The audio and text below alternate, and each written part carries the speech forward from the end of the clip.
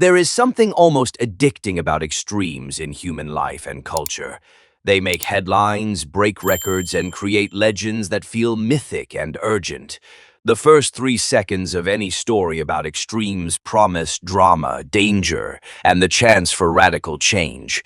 This video is not an argument for constant extremity or for timid compromise as a rule. Instead, it will trace how intensity and moderation interact, where they serve us and where they destroy what we value. By the end, you will have a philosophy and a set of practical tools to use intense energy wisely, rather than wastefully. To begin, extremes and moderation are not just moral labels. They are dynamics in human psychology and society. Extremes carry momentum, urgency, and clarity, while moderation carries stability, long view, and sustainability.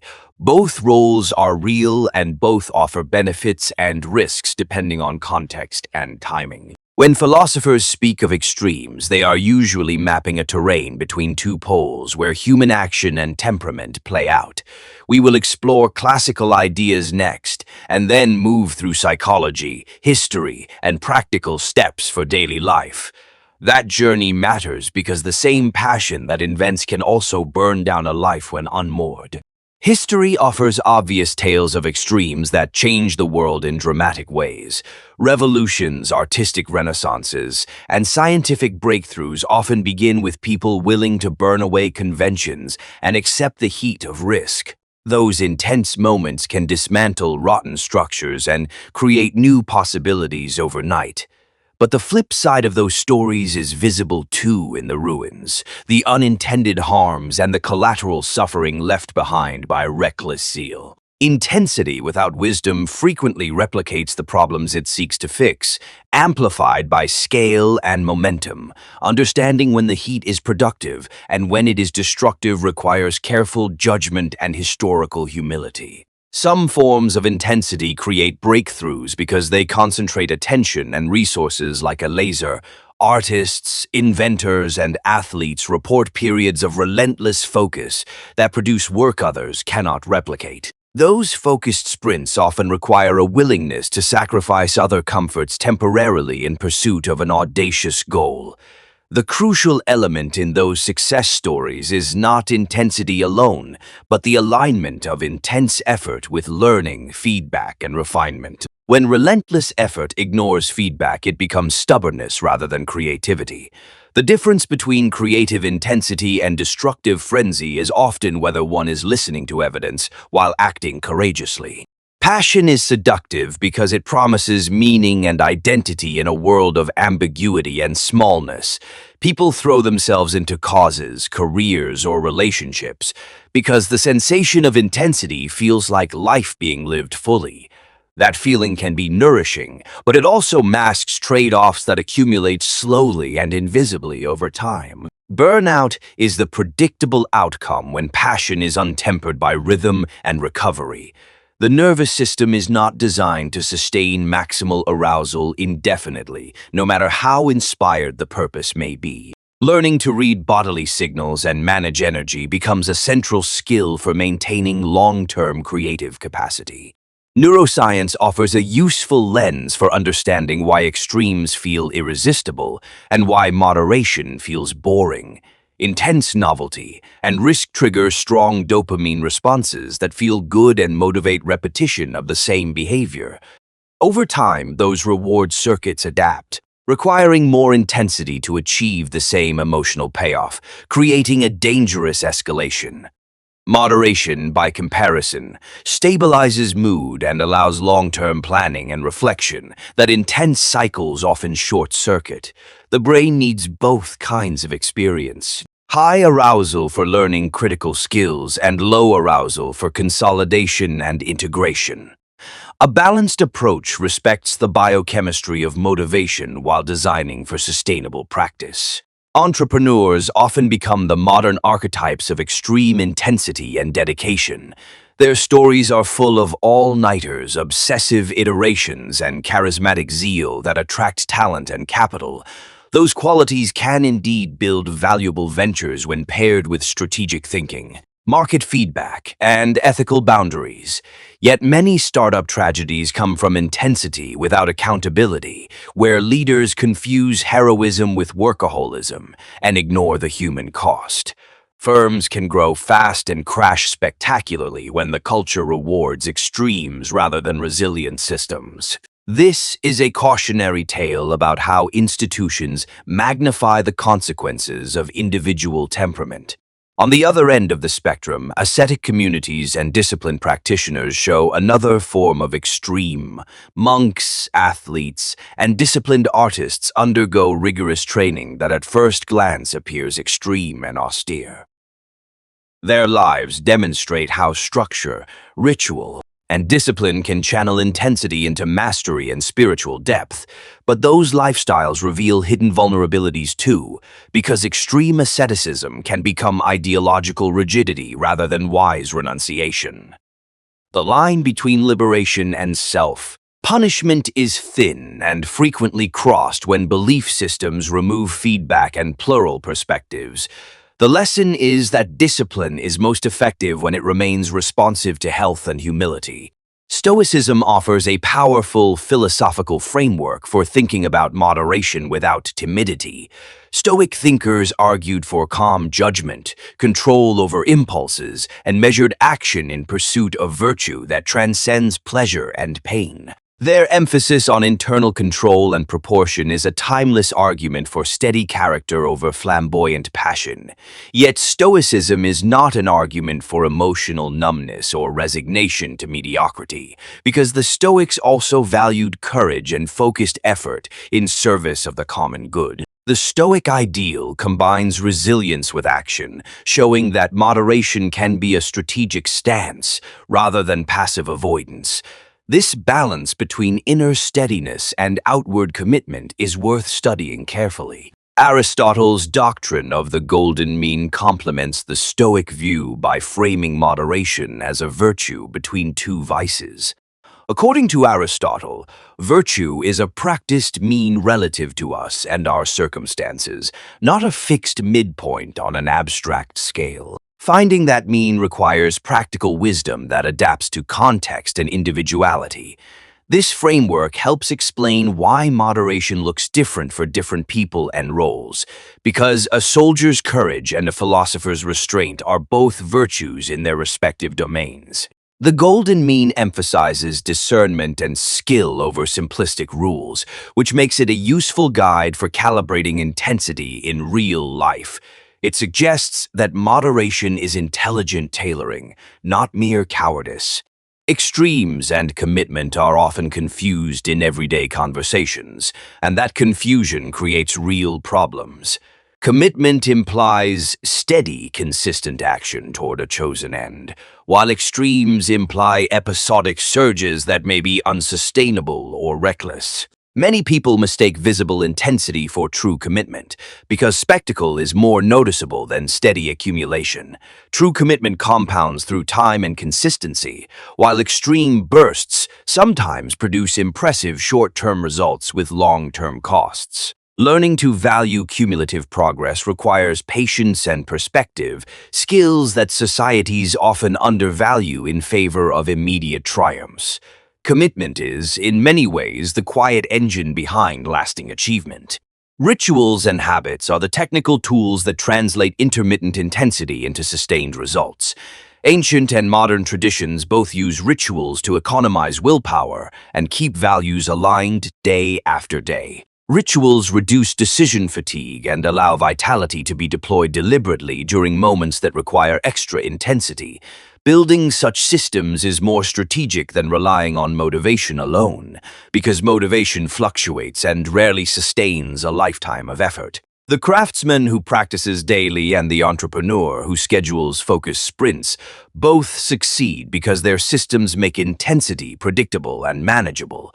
Systems provide the scaffolding for ethical and effective extremity. If you want to pursue goals intensely without losing balance, there are concrete steps you can take today. First, clarify your values and set boundaries that protect what truly matters in your life and work. Boundaries create a container for intensity so that passion can be directed without consuming everything else. Second, schedule sprints and recovery deliberately because most high performers need both concentrated effort and deep rest. Third, build feedback loops that surface consequences early, preventing small errors from becoming catastrophic failures. These practices transform unrestrained zeal into sustainable mastery by aligning short-term intensity with long-term flourishing. Time boxing and deliberate rest are more than productivity hacks. They are ethical technologies for sustainable life. Scheduling intensity into limited periods prevents the burnout spiral and preserves cognitive resources for creativity and judgment. Rest is not laziness, but an investment in future capacity and discernment. Smart people measure output and inputs, and they value regeneration as much as exertion because talent without longevity is waste.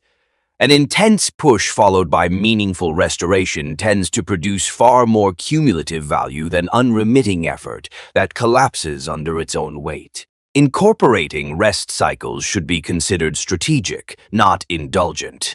Meta-awareness is a psychological skill that allows people to monitor their intensity and adjust accordingly. It involves noticing emotional escalation, physiological signs of stress, and narrowing of attention before they become crises. Cultivating this awareness creates space to choose responses rather than react blindly under pressure. Practices like journaling, pulse checks, and short mindfulness breaks are practical ways to increase meta-awareness and avoid tragic overextensions. These small rituals create distance from impulse and permit wiser choices under intense conditions. Over time, meta-awareness converts impulsive force into deliberate power that is more reliable and humane. Community is a tempering force that can prevent destructive extremes while amplifying healthy intensity constructively. Friends, mentors, and peers provide accountability, perspective, and emotional regulation that solitary zeal cannot. Many leaders who seem invincible actually rely on hidden teams that calibrate their intensity and shield them from costly blind spots.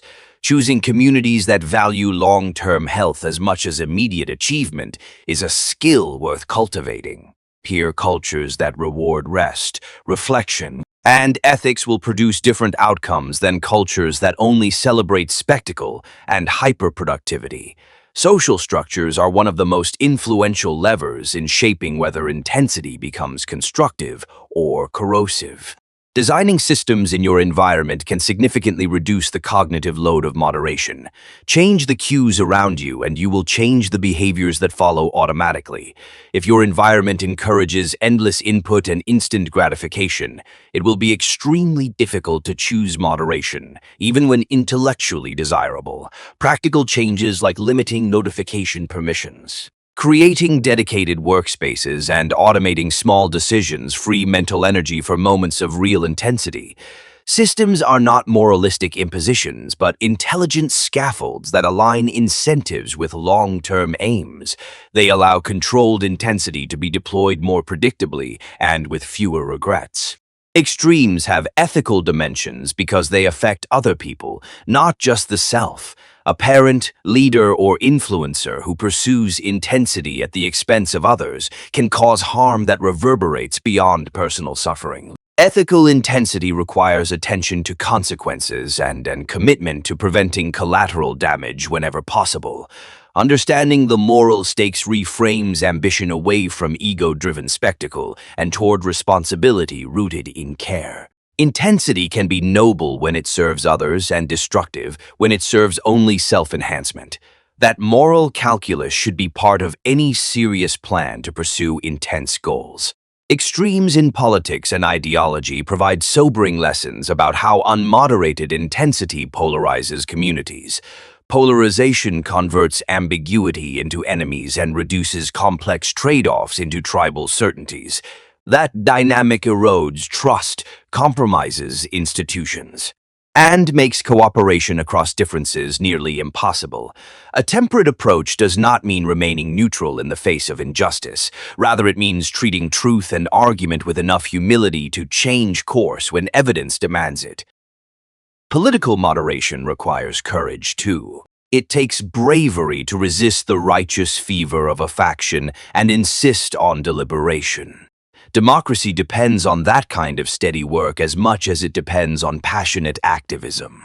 From an economic perspective, extremes create bubbles and crashes because collective psychology amplifies risk appetite and then flees suddenly. Financial manias are a dramatic example of intensity without restraint, where euphoria inflates prices beyond fundamentals. Once the tide turns, the consequences can be widespread and ruinous for many people who had no control over the initial fervor.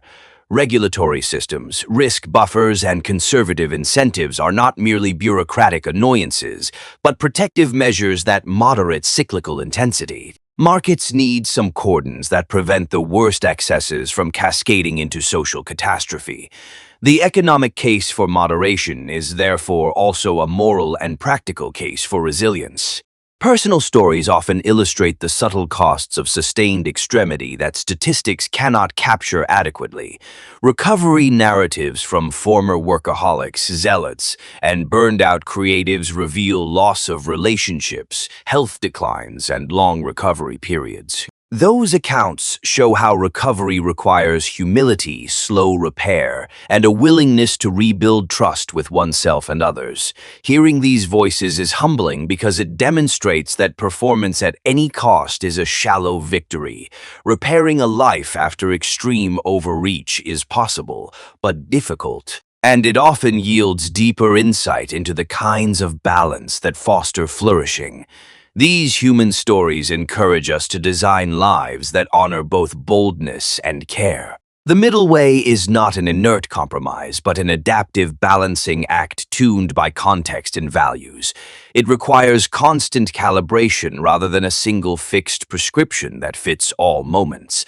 This dynamic middle seeks to harness the force of intensity while keeping sight of the long term and the needs of others. Adopting a middle way means accepting discomfort in choosing between urgency and patience, and practicing skills that move you smoothly between them. The middle is often more demanding than extremes because it requires both courage and restraint simultaneously. That paradox is where practical wisdom is forged and matured. Practical wisdom for intensity includes both strategic mindset shifts and tactical exercises anyone can adopt. First, reframe success as cumulative impact over spectacular events and measure accordingly to shift incentives. Second, run small experiments that time. Limit your intensity so you can test outcomes without risking everything on a single undisciplined push. Third, create explicit recovery rituals that are as non-negotiable as work commitments, because rest preserves future competence. Fourth, institutionalize accountability with peers or mentors who can call out blind spots and prevent escalation. These practices convert the abstract virtues of moderation into actionable daily habits that protect long-term flourishing. One practical exercise is the intensity audit, a short reflective practice anyone can run weekly. List your high-intensity activities and ask whether they align with your deepest values and with measurable outcomes that matter. Evaluate the human costs and benefits honestly and adjust the cadence of your intensity accordingly. This audit can reveal surprising misalignments where habit or ego maintain unnecessary extremes. The courage to change these patterns stems from curiosity and a commitment to long-term contribution, rather than immediate applause. Over time, the audit becomes an internal thermostat for your life's effort and rhythm. Feedback loops are another technical tool that keep intensity honest and grounded in reality. Quick, frequent feedback about results prevents compounding errors and helps redirect energy before wasted effort multiplies. Systems that prioritize evidence over ego create cultures where intensity is harnessed rather than unleashed indiscriminately. Create small feedback experiments that show consequences fast and use them to inform larger decisions about when to escalate or when to withdraw. Those loops reduce the heroic myth of relentless intensity and replace it with an empirically informed ethic of action. Intelligence applied to intensity increases both effectiveness and moral responsibility. Sabbaticals and deliberate pauses are structural tools organizations and individuals can use to reset momentum. Time away from forcing action creates space for reflection and often incubates better strategies than continuous acceleration does. Great creative and strategic insights frequently arrive in the gaps between intensity, not during its peaks. Encouraging periodic withdrawal as part of a professional life cycle combats the myth that consistent intensity is optimal at all times. Sabbaticals allow people to explore new perspectives, rest deeply, and return with renewed intentionality. Institutionalizing time off is a statement that moderation is a systemic priority rather than a personal weakness. In the modern world, social media supercharges extremes by rewarding visible intensity and outrage in ways human evolution never anticipated. Virality scales emotional heat rapidly and often without corresponding wisdom or context. This amplification makes moderation feel unrewarded and invisibly penalizes thoughtful, steady work that accumulates impact slowly.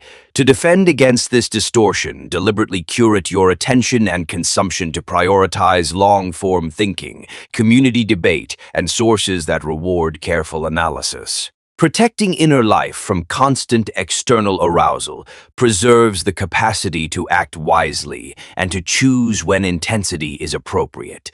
Digital hygiene thus becomes a core element of modern philosophical practice. Here is the philosophical twist. Intensity and moderation are not opposite values, but complementary modes of a well-lived life. Intensity without moderation is reckless, and moderation without intensity is complacent. The most durable achievements arise when these modes are woven together with discernment across time. This synthesis reframes moral language about extremes into tactical language about timing, alignment, and stewardship.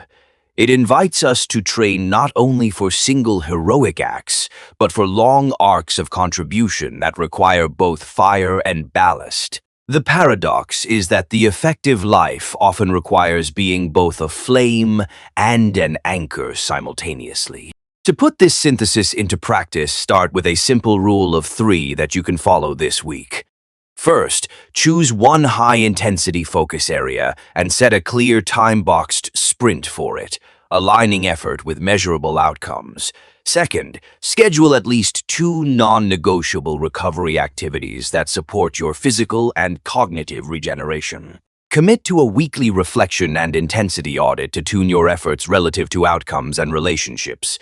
These 3 steps create a minimal architecture that supports ambitious work while reducing the probability of destructive excess. Small infrastructures often produce the largest protective effects over time. If you are leading others, foster cultures that valorize both courageous risk and humane boundaries equally. Reward evidence-based escalation and also celebrate responsible withdrawal when projects threaten to harm people or long-term goals. Leadership that models both intensity and moderation teaches teams how to hold paradox without collapsing into dogma or indifference. Institutional norms often outlast individual leaders, so designing policies and incentives that codify balance is a leader's ethical legacy. That could mean mandatory sabbaticals, transparent feedback channels, and clear health metrics as part of performance evaluation. Designing systems that survive personality cycles is how healthy cultures endure while still achieving extraordinary things. As you consider your life and work, ask whether your current rhythms reward sustainable excellence or ephemeral spectacle. Look for patterns where visible intensity is applauded, while unseen costs quietly accumulate. That awareness is the starting point for reclaiming agency and redesigning a life that combines ambition with care. Philosophical reflection without action remains abstract, and action without reflection tends toward ruin, so the real task is integration. Practice small changes. measure effects, and remain humble about what you do not yet know. That is how true practical wisdom grows from mere ideals into lived patterns. Remember that extremes often reveal what we cherish most by breaking the shells of habit and convention. The danger lies in mistaking the intensity of feeling for the quality of truth and rushing without testing consequences. Wisdom requires time, feedback, and sometimes the courage to step back when the damage outweighs benefit. If you can hold both hunger and restraint at the same time, you will be in rare company. Most people either burn out chasing heat or are never willing to step into the necessary discomfort that creates real change. The art of living well is therefore a disciplined practice of choosing when to strike and when to steward. This conversation is intentionally practical because philosophy without practice is fragile and useless for most people. Adopt the tools, rituals, and institutional changes discussed and test them over weeks, not just days. The most meaningful transformations occur when concepts are translated into habits and environments that sustain them for years. If you want one piece of advice to keep returning to, choose consistent, measurable, and humane practices over spectacle. That orientation will deliver both the thrill of significant accomplishment and the quiet satisfaction of living a life you can sustain and be proud of. It is the rare combination of fire and ballast that makes human projects worth pursuing. To close, intensity and moderation are friends with a necessary tension between them rather than enemies forever at war. They are different tools in the same toolbox used to respond to different problems and time horizons. Cultivating both is a moral and practical project that shapes the trajectory of a life more than any single decision ever could. If this perspective gave you something useful, treat it as an experiment you can try this month with curiosity and humility. See what changes and return to this framework to iterate and improve. The real measure of philosophical advice is whether it creates better living, and that is what we should all be testing. Thank you for watching and thinking through these tensions with care and imagination. If this conversation shifted your view about intensity or moderation, please share it with someone who values thoughtful action. If this gave you a new perspective and practical tools to try, hit subscribe and return for more grounded explorations of big ideas. Our cultural moment rewards extremes. But human flourishing requires the patient work of balance, feedback, and repair as much as audacity. Commit to trying one new practice this week and measure the difference it makes to your energy, relationships, and long-term aims. Living well is a practice, and your life is the laboratory where wisdom is grown.